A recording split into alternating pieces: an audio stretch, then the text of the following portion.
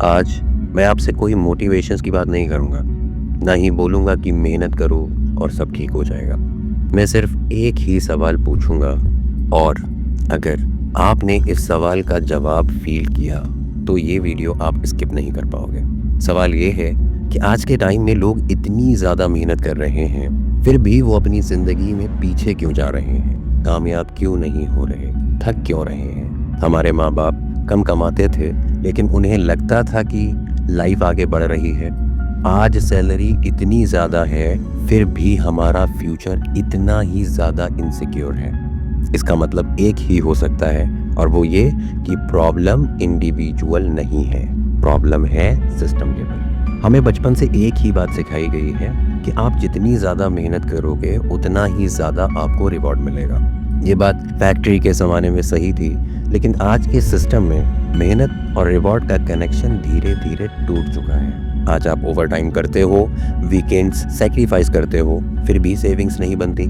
और सबसे ज़्यादा खतरनाक बात यह है कि सिस्टम आपसे एक ही बात कहता है कि शायद तुमने और ज़्यादा मेहनत नहीं की, आपको और ज़्यादा मेहनत करनी चाहिए थी। इस तरह से प्रॉब्लम को सिस्टम से उठाकर इंडिविजुअल के सर पर डाल दिया जाता है। और ये कोई पहली बार नहीं हुआ है, हिस्ट्री में भी ऐसा ही हमेशा से होता आया है। ब्रिटिश राज के टाइम पर इंडिया दुनिया की रिचेस्ट इकोनॉमीज में से एक था। टेक्सटाइल, ट्रेड, हैंडीक्राफ्ट सब कुछ बहुत स्ट्रांग था। अंग्रेज़ों ने तलवार से नहीं, इकोनॉमिक डिज़ाइन से कंट्रोल किया। रॉ मटेरियल यहाँ से सस्ते में उठाया, मैन्युफैक्चर करवाया इंग्लैंड में और वापस यहीं आकर उसको महंगा बेचना शुरू कर दिया। अब प्रोडक्ट महंगा हुआ कैसे, उन्होंने किया कैसे, इसमें भी उनकी एक सियासत थी।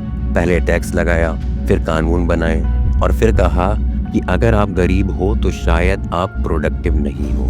हिस्ट्री में इसे कहते हैं इकोनॉमिक ड्रेन। आज नाम बदल तो गए हैं, लेकिन मैकेनिज्म जिंदा है।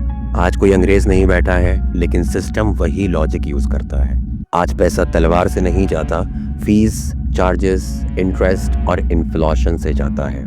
आप कमाते तो हो, लेकिन हर स्टेप पर थोड़ा थोड़ा करके कट जाता है। Phone recharge, bank charges, GST, EMI interest, medical bills. आपको लगता है पैसा आया ही नहीं था, जबकि सच तो ये है कि पैसा आया तो था, पर रुकने नहीं दिया गया। और क्योंकि ये सब बहुत ज़्यादा कानूनी है, तो इसलिए इसको चोरी नहीं कहा जा सकता।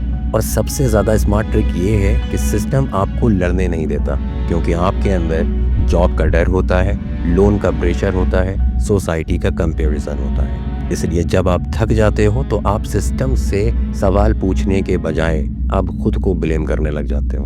और जब इतने ज़्यादा करोड़ों लोग खुद को ही ब्लेम करने लग जाते हैं, तो पता है फिर क्या होता है? तो सिस्टम फिर और ज़्यादा परफेक्ट और ज़्यादा मजबूत होता चला जाता है। हिस्ट्री में भी यही लिखा जाता है कि लोग खामोश थे, उन्होंने कभी कुछ कहा ही नहीं। जबकि सच तो ये है कि लोग खामोश नहीं थे, वो थक चुके थे। और मैं ये वीडियो किसी के खिलाफ नहीं बना रहा हूँ, ना ही कोई गवर्नमेंट, ना ही कोई कंपनी, ना ही किसी लीडर के खिलाफ है ये वीडियो।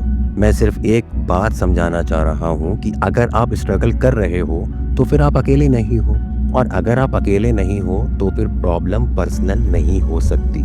इस सीरीज में हम एक एक करके इस सिस्टम के हर लेयर को तोड़ने वाले हैं। आगे आप समझेंगे पैसा जाता कहाँ है और क्यों मिडिल क्लास सबसे ज़्यादा फंस जाता है। अगर आपको लगा कि ये बात आपकी लाइफ से मैच करती है, तो प्लीज़ इस वीडियो को लाइक और शेयर बिल्कुल मत कीजिएगा। बस कमेंट में लिख दीजिए नेक्स्ट एपिसोड। नेक्स्ट एपिसोड में हम इन्फ्लेशन का वो सच देखेंगे जो शायद किताबों में नहीं लिखा गया।